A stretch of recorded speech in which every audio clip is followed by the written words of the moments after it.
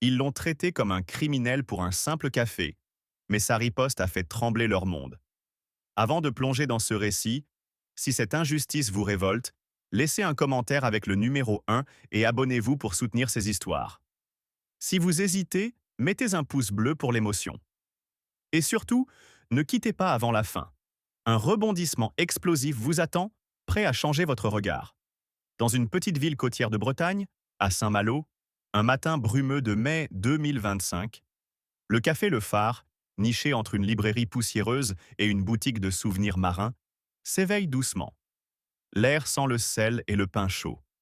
Jacques Moreau, un vétéran noir sans abri d'une cinquantaine d'années, s'installe à sa table habituelle, près de la fenêtre. Son vieux blouson militaire, usé mais impeccable, porte les cicatrices de son passé. Chaque semaine, il commande son café noir et son croissant, payant toujours en pièces soigneusement comptées.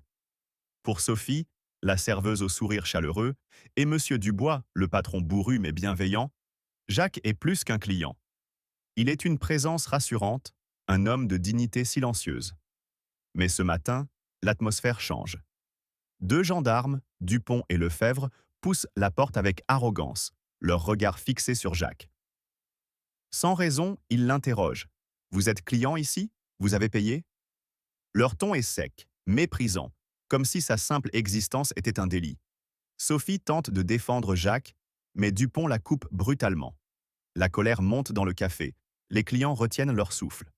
Jacques, stoïque, montre sa carte de vétéran, mais les gendarmes ricanent, insinuant qu'il n'a pas sa place.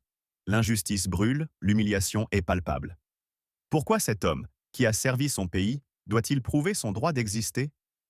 La tension explose quand Jacques, d'un calme rageur, sort un vieux téléphone et passe un appel mystérieux, laissant présager une tempête imminente. La brume matinale de Saint-Malo s'épaississait, enveloppant le café Le Phare d'un voile gris qui semblait amplifier la tension déjà palpable. À peine les gendarmes Dupont et Lefebvre avaient-ils franchi le seuil, leur regard perçant fixé sur Jacques Moreau, que l'atmosphère chaleureuse du petit café s'était figée. Jacques, vétéran noir sans abri, assis à sa table habituelle, serrait son café noir, son calme apparent, masquant une colère contenue. Son blouson militaire usé, son regard d'acier et sa dignité silencieuse contrastaient avec l'arrogance des deux officiers. Sophie, la serveuse, et Monsieur Dubois, le patron, observaient, impuissants, tandis que les clients, figés, sentaient l'injustice planer comme une tempête imminente. Vous êtes client ici? Aboya Dupont, sa voix tranchante comme une lame. Jacques, sans scier, répondit oui, je paie mes consommations. Il glissa une main dans son blouson, en sortit sa carte de vétéran, jaunie mais lisible, et la posa sur la table. Lefebvre, un homme trapu au sourire narquois, s'en empara, la scrutant comme s'il cherchait une fraude. Ça ne prouve rien, lâcha-t-il, jetant un regard méprisant à Jacques. Vous avez une facture? Sophie, indignée, s'interposa. Il est ici tous les mardis, il paie toujours. Mais Dupont la coupa d'un geste sec. Restez en dehors de ça, mademoiselle. La salle retint son souffle. Monsieur Dubois, derrière son comptoir, serra les poings, son visage rouge de colère contenue. Laissez cet homme tranquille, murmura-t-il. Mais Lefebvre l'ignora, se rapprochant de Jacques. Depuis combien de temps traînez-vous ici? Demanda-t-il. Le mot traîner, dégoulinant de mépris. Jacques, immobile, répondit assez longtemps pour manger, comme tout le monde. Sa voix, basse et ferme, portait une dignité qui contrastait avec l'agressivité des gendarmes. Mais Dupont, grand et imposant, se pencha vers lui, son ombre couvrant la table. Vous n'avez pas de domicile, n'est-ce pas? Vous squattez les lieux, profitez des honnêtes gens. Les mots étaient un coup de poing, une accusation sans fondement. Les clients, jusque-là silencieux, commencèrent à murmurer, choqués par l'injustice. Une vieille dame, attablée près de la fenêtre, posa sa tasse si fort que le bruit résonna. Un jeune marin, venu chercher son petit déjeuner, serra les mâchoires, ses yeux lançant des éclairs. Pourtant, personne n'osa parler. La peur et l'indignation s'entremêlaient, mais Jacques restait de marbre, ses doigts tapotant lentement la table, comme s'il mesurait chaque seconde de cette humiliation. « Je ne squatte rien, dit-il enfin, son ton calme mais chargé de défi. J'ai servi ce pays. 2 missions en Afrique, des années dans la Légion. J'ai payé mon café, ma place ici. Pourquoi me traitez-vous comme un voleur? Sa question directe fit vaciller Lefebvre un instant, mais Dupont ricana. Servi les pays? Et maintenant, vous vivez comme un clochard. Ça ne vous donne pas de droits spéciaux. Le mot clochard claqua comme une gifle. Sophie, incapable de se retenir, lança: Vous devriez avoir honte. Cet homme mérite plus de respect que vous. Mais Lefebvre, agacé, pointa un doigt menaçant vers elle. Un mot de plus, et c'est vous qu'on embarque pour obstruction? La tension monta d'un cran. Les gendarmes, sûrs de leur autorité, semblaient anti-prêts à passer les menottes à Jacques.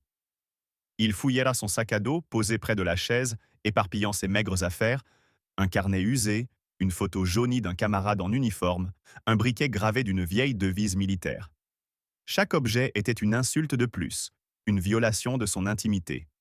Jacques, toujours assis, fixait Dupont dans les yeux. « Vous cherchez quoi, au juste? Une excuse pour m'humilier ?» Sa voix tremblait légèrement, non de peur, mais d'une rage contenue, une indignation qui brûlait comme un feu sous la cendre. Les clients, témoins de cette scène, sentaient leur propre colère monter. Une serveuse stagiaire, à peine 18 ans, chuchota à Sophie. « Ils n'ont pas le droit de faire ça. » Mais que pouvaient-ils faire face à l'uniforme, face à ce pouvoir qui écrasait sans vergogne? Soudain, un détail inattendu fit basculer l'ambiance. Un client, un jeune photographe amateur attablé au fond, sortit discrètement son téléphone et commença à filmer. Ses mains tremblaient, mais il captura chaque mot, chaque geste des gendarmes. Ce n'était pas prévu, mais ce simple acte allait tout changer. Jacques, ignorant ce témoin clandestin, plongea la main dans son blouson et en sortit un vieux téléphone à clapet. Les gendarmes se raidirent. « Qu'est-ce que vous faites ?» grogna Dupont. Jacques, sans répondre, composa un numéro. La salle entière retint son souffle. « C'est encore en train d'arriver », murmura-t-il dans l'appareil, sa voix aussi tranchante qu'une lame. Ce coup de fil, mystérieux et chargé de menaces, fit vaciller l'arrogance des gendarmes. Qui avait-il appelé? Pourquoi ce calme glacial? Une tempête se préparait et le café Le Phare allait en être l'épicentre. Si cette injustice vous met en colère, tapez un en commentaire et partagez cette histoire pour que le monde sache. Abonnez-vous pour découvrir la suite. Que va-t-il se passer quand la vérité éclatera? Restez connectés, car ce n'est que le début d'un combat pour la justice.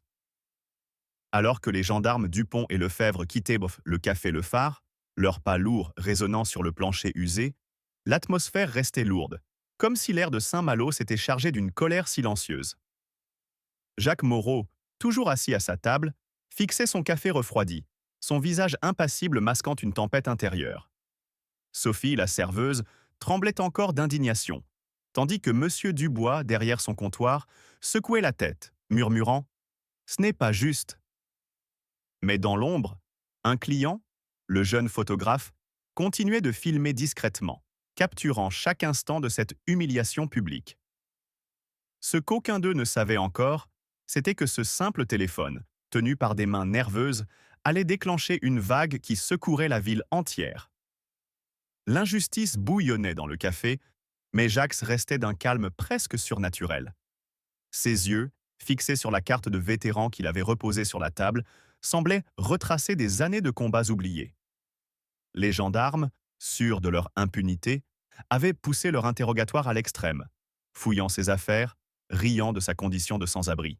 « Vous n'avez rien à faire ici », avait lâché Lefebvre, comme si Jacques était une ombre indésirable dans leur petite ville bretonne. Pourtant, Jacques n'avait pas flanché. « J'ai servi la France », avait-il répondu, sa voix basse mais vibrante de défi. « J'ai vu des hommes mourir pour ce pays. Et vous, vous me traitez comme un criminel pour un croissant ?» Chaque mot était une flèche, perçant l'arrogance des officiers. Les clients, témoins muets, sentaient leur propre colère monter, mais la peur les clouait à leur chaise. Une vieille femme serra son chapelet, murmurant une prière. Un marin, les poings crispés, fixait les gendarmes comme s'il voulait les défier. Mais ce fut l'appel de Jacques qui changea tout. Lorsqu'il sortit son vieux téléphone à clapet, Dupont avait ricané. « Vous appelez qui, votre avocat imaginaire ?» Jacques n'avait pas répondu, se contentant de murmurer dans l'appareil, c'est encore en train d'arriver. Ce moment, suspendu dans le silence oppressant du café, marqua un tournant. Les gendarmes, déstabilisés, échangèrent un regard incertain. Sophie, derrière le comptoir, sentit son cœur s'accélérer. Qui pouvait-il appeler pour faire trembler ces hommes en uniforme? Monsieur Dubois, les bras croisés, fixait Jacques avec un mélange de respect et de curiosité. Même le jeune photographe, son téléphone toujours en main, zooma sur le visage de Jacques, capturant l'éclat de défi dans ses yeux. Ce n'était pas seulement un appel, c'était une déclaration de guerre contre l'injustice. Ce que personne n'avait anticipé, c'était la rapidité avec laquelle cet appel allait bouleverser la situation. Quelques minutes plus tard, alors que les gendarmes tentaient de reprendre le contrôle en ordonnant à Jacques de se lever, la porte du café s'ouvrit à nouveau, avec une force qui fit tinter la cloche comme un cri. Une femme entra, la quarantaine, vêtue d'un tailleur strict, ses cheveux noirs attachés en un chignon impeccable.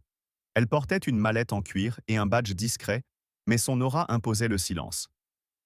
Capitaine Isabelle Renaud, inspection générale de la Gendarmerie nationale, annonça-t-elle d'une voix froide et tranchante.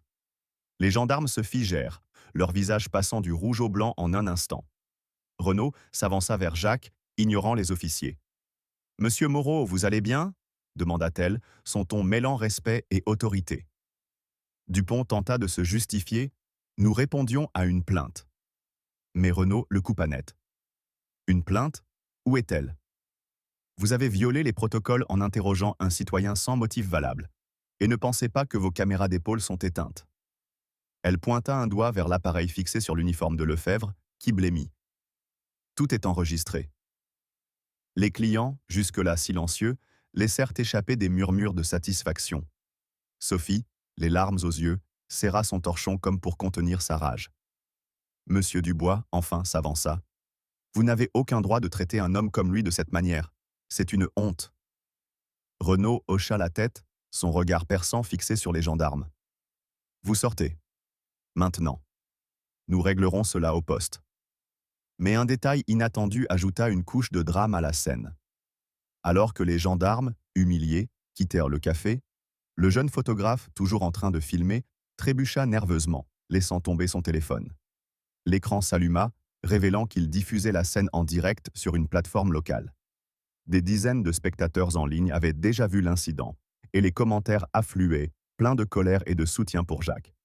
Cette diffusion accidentelle, fruit d'un acte impulsif, transforma l'incident en une affaire publique instantanée. Jacques, ignorant encore l'ampleur de ce qui se passait, reposa son téléphone sur la table, son regard fixé sur Renaud. « Je ne voulais pas d'ennui, murmura-t-il. Elle répondit doucement, « Vous n'en avez aucun. Ce sont eux qui en auront. » L'injustice subie par Jacques, cet homme qui avait risqué sa vie pour la France, enflammait les cœurs. Chaque client du café, chaque spectateur en ligne, ressentait la même indignation. Comment un vétéran, un homme de courage, pouvait-il être traité comme un paria dans sa propre ville? La présence de Renaud, son intervention rapide, et cette vidéo clandestine promettaient une tempête qui ne laisserait personne indemne. Jacques, au centre de tout, restait un roc, mais ses yeux trahissaient une fatigue profonde, celle d'un homme trop souvent forcé de prouver sa valeur. Alors que la cloche du café Le Phare cessait de tinter, marquant le départ précipité des gendarmes Dupont et Lefebvre, humiliés par l'intervention de la capitaine Isabelle Renaud, une tension électrique persistait dans l'air salin de Saint-Malo. Jacques Moreau, toujours assis à sa table, fixait sa tasse vide, son visage impassible dissimulant une rage contenue, celle d'un homme trop souvent forcé de défendre sa dignité. Sophie, la serveuse, essuyait nerveusement le comptoir, ses yeux lançant des éclairs, tandis que M. Dubois murmurait des jurons étouffés, indigné par l'injustice dont ils venaient d'être témoins. Mais ce que personne n'avait prévu, c'était l'étincelle qui allait transformer cette confrontation en un incendie national. Le jeune photographe, dont la vidéo en direct, accidentellement diffusée, commençait à enflammer les réseaux sociaux bretons. Dans l'ombre de ce moment de chaos, Jacques, ignorant encore la tempête numérique qui prenait forme, serrait son vieux téléphone à clapet, celui qui avait déclenché l'arrivée de Renaud. Ce n'était pas un simple appel. C'était une arme, un lien vers un passé que peu connaissaient. « Qui avez-vous appelé ?» demanda Sophie, sa voix tremblante d'admiration et de curiosité. Jacques leva les yeux, son regard lourd de souvenirs. Quelqu'un qui sait ce que c'est de se battre pour ce qui est juste, répondit-il, énigmatique. Mais avant que quiconque puisse insister, un grondement sourd interrompit la conversation. Dehors, une moto noire s'arrêta brutalement devant le café, son moteur rugissant comme une menace. Un homme en descendit, vêtu d'un cuir usé, un ancien camarade de Jacques, identifiable par l'insigne de la Légion étrangère sur sa veste. Jacques, ils t'ont encore cherché des noises grogna-t-il, sa voix rauque vibrant de colère. Il s'appelait Marc, un vétéran comme Jacques, et son arrivée inattendue fit monter la tension d'un cran. Les clients, déjà secoués, fixaient cet inconnu, sentant que l'histoire prenait une tournure plus profonde. Marc s'approcha de la table de Jacques, ignorant les regards curieux. « Ils ne t'ont pas lâché, hein ?» dit-il, posant une main lourde sur l'épaule de son ami. Jacques hocha la tête, son calme contrastant avec l'énergie brute de Marc. « Je voulais juste mon café, Marc. » Mais ils en ont décidé autrement. La colère dans la voix de Jacques s'était discrète, mais elle brûlait comme une braise. Marc, lui, ne contenait rien. « Ces types en uniforme, ils se croient au-dessus de tout, » lança-t-il, assez fort pour que tout le café l'entende. « Tu as donné ta vie pour ce pays et ils te traitent comme un chien ? C'est une honte. » Les mots résonnèrent, rallumant l'indignation des clients. La vieille dame au chapelet hocha la tête, murmurant « C'est scandaleux. » Le marin, toujours attablé, serra son verre si fort qu'il craqua sous ses doigts. Mais ce n'était pas tout. Renaud, resté dans le café, observait la scène avec un mélange de professionnalisme et de compassion. Elle s'approcha de Jacques, son ton plus doux, mais ferme. « Monsieur Moreau, cet appel que vous avez passé, c'était à moi, n'est-ce pas ?» Jacques acquiesça, révélant un détail qui fit frissonner l'assemblée. Renaud n'était pas une simple officière. Elle était une ancienne collègue de Jacques, rencontrée lors d'une mission secrète en Afrique, où ils avaient risqué leur vie ensemble. Cette connexion, gardée secrète jusqu'à cet instant, ajouta une couche de gravité à l'incident. « Vous n'auriez pas dû avoir à m'appeler, » dit-elle, sa voix teintée de regret. « Mais je suis là maintenant, et ces gendarmes vont payer. » La rage collective dans le café atteignit son paroxysme. Sophie, incapable de se retenir, lança « Pourquoi faut-il qu'un homme comme lui doive prouver qu'il a le droit d'exister ?» Sa voix brisa le silence, et plusieurs clients hochèrent la tête, leur visage marqué par la frustration. Le jeune photographe, qui avait cessé de filmer, tremblait encore, conscient que sa vidéo, désormais virale, montrait non seulement l'injustice, mais aussi la dignité inébranlable de Jacques. Ce dernier, toujours assis, posa son regard sur Marc. « Je ne veux pas de vengeance, » murmura-t-il. « Juste qu'on me laisse être un homme. » Mais Marc, les poings serrés, répondit « Ils ne te laisseront pas tranquille tant qu'on ne leur fera pas comprendre. » Dehors, la foule grossissait. Des passants, alertés par la vidéo en direct, commençaient à se rassembler devant le café, leurs murmures de colère se mêlant au bruit des vagues. L'incident n'était plus une simple altercation. Il devenait un symbole d'une injustice plus large, celle des vétérans oubliés, des hommes et femmes rejetés par une société qu'ils avaient enservie. Jacques, au centre de cette tempête, restait un roc, mais ses yeux trahissaient une lassitude profonde. Combien de fois devrait-il encore se battre pour une place à une table?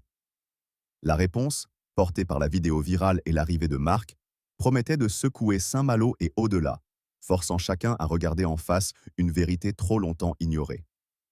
Alors que la foule s'amassait devant le café Le Phare, attirée par la vidéo virale du jeune photographe, l'atmosphère à Saint-Malo vibrait d'une colère collective, comme si les vagues de la côte bretonne s'écrasaient directement sur les murs du petit établissement. Jacques Moreau, toujours assis à sa table, semblait un îlot de calme au milieu de cette tempête. La capitaine Isabelle Renaud venait de faire sortir les gendarmes Dupont et Lefebvre, leur visage blême marqué par l'humiliation, mais l'indignation dans le café ne s'apaisait pas. Sophie, la serveuse, serrait son torchon, les larmes aux yeux, tandis que M. Dubois, le patron, fixait Jacques avec un respect muet. Marc, l'ancien camarade de Jacques, se tenait près de lui, sa présence imposante ajoutant une tension palpable. Mais ce qui allait suivre allait transformer cette confrontation en un véritable séisme, révélant la profondeur de l'injustice subie par un homme que la société avait trop longtemps ignoré. La porte du café s'ouvrit à nouveau, mais cette fois, ce n'était pas un client, ni un curieux attiré par la foule. Un homme d'une cinquantaine d'années, vêtu d'un costume sobre mais élégant, entra avec une autorité discrète. Il portait un badge du ministère de la Défense, et son regard balaya la salle avant de se poser sur Jacques. Colonel Laurent Vasseur, se présenta-t-il, sa voix grave résonnant dans le silence tendu. Monsieur Moreau, nous devons parler. Les clients échangèrent des regards stupéfaits. Sophie murmura à Dubois. Qui est-ce encore? Mais Jacques, sans surprise apparente, hocha la tête. Je savais que vous viendriez, dit-il, son ton mêlant résignation et défi. Ce nouvel arrivant n'était pas un inconnu. Vasseur avait été le commandant de Jacques lors d'une mission secrète en Afrique, une opération où Jacques avait risqué sa vie pour sauver des otages français. Cette révélation, murmurée entre eux, fit frissonner l'assemblée. Vasseur s'assit face à Jacques, ignorant les regards curieux. Ce qui s'est passé ici est inacceptable, déclara-t-il, sa voix tremblant d'une colère contenue. Vous avez servi ce pays avec un courage que ces gendarmes ne comprendront jamais, et ils osent de vous traiter comme un paria? Les mots, prononcés avec une intensité froide, rallumèrent la fureur dans le café. Marc, toujours debout, tapa du poing sur la table, faisant sursauter les tasses. C'est une insulte à tous ceux qui ont porté l'uniforme, rugit-il, ses yeux lançant des éclairs. Les clients, jusque-là silencieux, commencèrent à murmurer leur indignation. Une jeune femme, serveuse stagiaire, s'écria « Comment peuvent-ils faire ça à un héros ?» Le mot « héros » frappa comme un coup de tonnerre, amplifiant la rage collective. Mais un détail inattendu ajouta une couche de drame à la scène. Alors que Vasseur parlait, un écran de télévision fixé au mur du café, jusqu'alors diffusant des nouvelles locales, bascula sur une chaîne nationale. Un flash info montra la vidéo du jeune photographe, désormais partagée des milliers de fois en ligne. Le présentateur, la voix grave, décrivit l'incident comme un scandale d'abus d'autorité à Saint-Malo. Les images montraient Dupont fouillant le sac de Jacques, Lefebvre ricanant et Jacques, digne, tenant sa carte de vétéran. La salle entière se figea, les regards passant de l'écran à Jacques. Sophie, les larmes coulant librement, murmura « Tout le pays voit ça maintenant. » Mais Jacques, fixant l'écran, serra les mâchoires. « Je ne voulais pas ça, dit-il, sa voix basse mais vibrante d'une colère profonde. Je voulais juste un café, pas être un spectacle. » Renaud, toujours présente, posa une main sur l'épaule de Jacques. « Vous n'avez pas choisi ça, mais eux, si, dit-elle, désignant les gendarmes absents. Leur arrogance est filmée, et ils ne pourront pas s'en sortir. » Vasseur ajouta « Le ministère est informé. Une enquête est déjà en cours. » Mais ce qui rendait la scène encore plus poignante, c'était la réaction de la foule dehors. Des habitants de Saint-Malo, jeunes et vieux, brandissèrent des pancartes improvisées. Justice pour Jacques et respectez nos vétérans. Un vieil homme, ancien marin, cria à travers la vitre « On est avec vous, Moreau !» Cette solidarité spontanée, née de l'indignation, contrastait avec l'humiliation subie par Jacques, mais elle ne suffisait pas à apaiser sa douleur. Combien de fois avait-il dû prouver sa valeur, son droit d'exister dans un pays qu'il avait servi au péril de sa vie? L'arrivée de Vasseur et la diffusion nationale de la vidéo marquaient un point de non-retour. Jacques, au centre de cette tempête, restait un roc, mais ses yeux trahissaient une lassitude infinie. L'injustice, amplifiée par chaque regard, chaque cri, chaque image diffusée, devenait un cri de ralliement. Saint-Malo, ce matin-là, n'était plus seulement une ville côtière. C'était le théâtre d'une lutte pour la dignité, où un homme, par sa simple existence, forçait une nation à regarder ses propres failles. Alors que le tumulte s'amplifiait à l'extérieur du café Le Phare, où une foule indignée brandissait des pancartes pour soutenir Jacques Moreau, l'intérieur de l'établissement restait figé dans un silence chargé d'émotions. La télévision diffusait en boucle la vidéo virale de l'altercation, montrant l'humiliation subie par ce vétéran noir, tandis que la présence du colonel Laurent Vasseur et de la capitaine Isabelle Renaud renforçait l'idée qu'une justice imminente était en marche. Jacques, toujours assis, semblait détaché, son regard fixé sur sa tasse vide, mais son calme n'était qu'une façade masquant une colère profonde, celle d'un homme forcé de prouver sa valeur à une société qu'il avait oubliée. Sophie, les yeux rougis, et Monsieur Dubois, les poings serrés, ressentaient la même fureur face à cette injustice criante. Mais ce qui transforma cette matinée en un véritable raz-de-marée fut l'onde de choc numérique déclenchée par la vidéo. En quelques heures, les images capturées par le jeune photographe avaient envahi les réseaux sociaux français, de Twitter à TikTok, sous des hashtags comme Justice pour Jacques et Honte aux gendarmes. Des milliers de partages, des commentaires enflammés dénonçaient l'arrogance des gendarmes Dupont et Lefebvre. À Saint-Malo, la colère des habitants se mêlait à celle des internautes à travers le pays. Une jeune étudiante, venue au café après avoir vu la vidéo, s'approcha de Jacques, son téléphone à la main. « Monsieur, vous êtes partout !» s'exclama-t-elle, montrant l'écran où la vidéo dépassait déjà les 100 000 vues. Jacques, troublé, détourna le regard. « Je n'ai pas demandé ça », murmura-t-il, sa voix teintée d'une rage contenue. Pourquoi son simple désir de boire un café en paix était-il devenu un spectacle national? Un détail inattendu amplifia le scandale. Parmi les commentaires en ligne, un ancien collègue de Jacques, un légionnaire retiré, partagea une photo d'archive. Jacques, en uniforme, lors d'une mission au Mali en 2008, décoré pour avoir sauvé une équipe sous le feu ennemi. Ce cliché, accompagné d'un témoignage poignant, révéla que Jacques n'était pas un simple vétéran, mais un héros discret dont les exploits étaient restés dans l'ombre. Cette découverte fit exploser la fureur en ligne. Comment osait-on traiter un homme de cette trempe comme un indésirable? Les médias locaux puis nationaux s'emparèrent de l'histoire. France 3 Bretagne diffusa un reportage qualifiant l'incident de symbole d'une injustice systémique. Même Le Monde publia un article en ligne titré « Un vétéran humilié, la France face à ses oubliés ». Les plateaux télévisés s'enflammaient, des chroniqueurs criant au scandale, tandis que des associations de vétérans appelaient à des manifestations. Dans le café, l'ambiance restait tendue. Marc, l'ami de Jacques, arpentait la salle, sa colère débordante. « Ces gendarmes, ils représentent tout ce qui ne va pas dans ce pays », rugit-il, frappant le comptoir. Sophie, incapable de se taire, ajouta « Ils n'ont pas le droit de salir un homme qui a tout donné pour nous. » Les clients, galvanisés, hochèrent la tête, certains frappant leur table en signe d'approbation. Mais Jacques, lui, restait silencieux, son regard perdu dans la foule dehors. Vasseur, le colonel, se pencha vers lui. « Vous ne méritez pas ça, Jacques.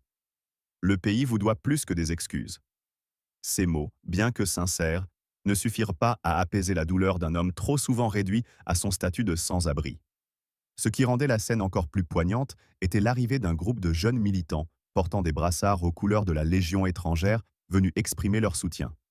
L'un d'eux, une femme d'une trentaine d'années, s'agenouilla près de Jacques. « Mon père était légionnaire. Il parlait de vous comme d'un frère, » dit-elle, les larmes aux yeux. Ce geste, spontané et sincère, brisa le mur de solitude autour de Jacques, mais il ne put répondre, sa gorge nouée par l'émotion. La vidéo, devenue un cri de ralliement, exposait non seulement l'injustice, mais aussi la force d'un homme qui, malgré tout, refusait de plier. Saint-Malo, ce jour-là, devint le théâtre d'une révolte morale, un appel à reconnaître la dignité des invisibles. Si cette histoire vous bouleverse, tapez un en commentaire et partagez-la pour que la voix de Jacques soit entendue. Abonnez-vous pour découvrir comment cette tempête va secouer le pays. La suite est encore plus explosive. Alors que la vidéo virale de l'altercation au café Le Phare continuait de secouer Saint-Malo, transformant Jacques Moreau en un symbole de résistance face à l'injustice, les réseaux sociaux et les médias nationaux s'enflammaient, révélant son passé héroïque de légionnaire. Dans le petit café breton, l'atmosphère restait lourde, chargée d'une colère partagée par Sophie, Monsieur Dubois et les clients, tandis que la foule dehors scandait des slogans pour la justice. Mais ce n'était que le début. L'histoire de Jacques allait bientôt dévoiler des vérités enfouies, exposant la profondeur de son courage et la honte de ceux qui l'avaient méprisé. Dans l'ombre de cette tempête médiatique, un nouvel élément fit surface, attisant la fureur collective. Un ancien officier, ayant servi avec Jacques au Mali, publia en ligne un rapport déclassifié révélant que Jacques avait non seulement sauvé des otages, mais aussi risqué sa vie pour protéger un village entier lors d'une attaque en 2008. Ce document, brut et poignant, montrait un homme décoré en secret dont les médailles n'avaient jamais été célébrées publiquement. Les internautes, scandalisés, partagèrent l'information à une vitesse fulgurante. « Comment ose-t-on humilier un tel héros ?» écrivait un blogueur influent, tandis que des vétérans à travers la France exprimèrent leur rage. À Saint-Malo, un journaliste local, présent dans la foule, cria à travers la vitre du café. Jacques, vous êtes un exemple pour nous tous. Ces mots, bien que sincères, pesaient lourd sur Jacques, qui fixait sa carte de vétéran, usée par le temps. Sophie, les larmes aux yeux, s'approcha. Vous ne méritez pas ça, monsieur Jacques. Pourquoi doivent-ils salir votre nom? Marc, son camarade, tapa du poing sur la table. Parce qu'il ne supporte pas de voir un homme comme lui, un noir, un sans-abri, leur tenir tête. La colère dans sa voix résonna, galvanisant les clients. Jacques, lui, murmura « Je n'ai jamais voulu être un symbole, juste un homme. » Mais son passé, désormais exposé, faisait de lui bien plus.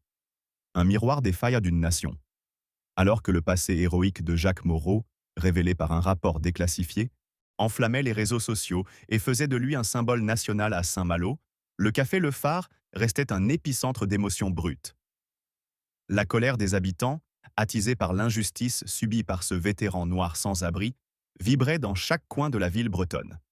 Sophie, les yeux encore humides, et Monsieur Dubois, furieux mais fier, observaient Jacques avec un respect renouvelé. La foule dehors, brandissant des pancartes, incarnait une révolte contre l'oubli des héros. Mais ce qui suivit, c'est là l'histoire de Jacques comme un cri de justice, un appel à ne plus jamais ignorer ceux qui ont tout donné. Quelques jours après l'incident, le café retrouva son calme, mais Jacques, fidèle à sa routine, revint s'asseoir à sa table habituelle. Ce matin-là, il ne resta pas silencieux.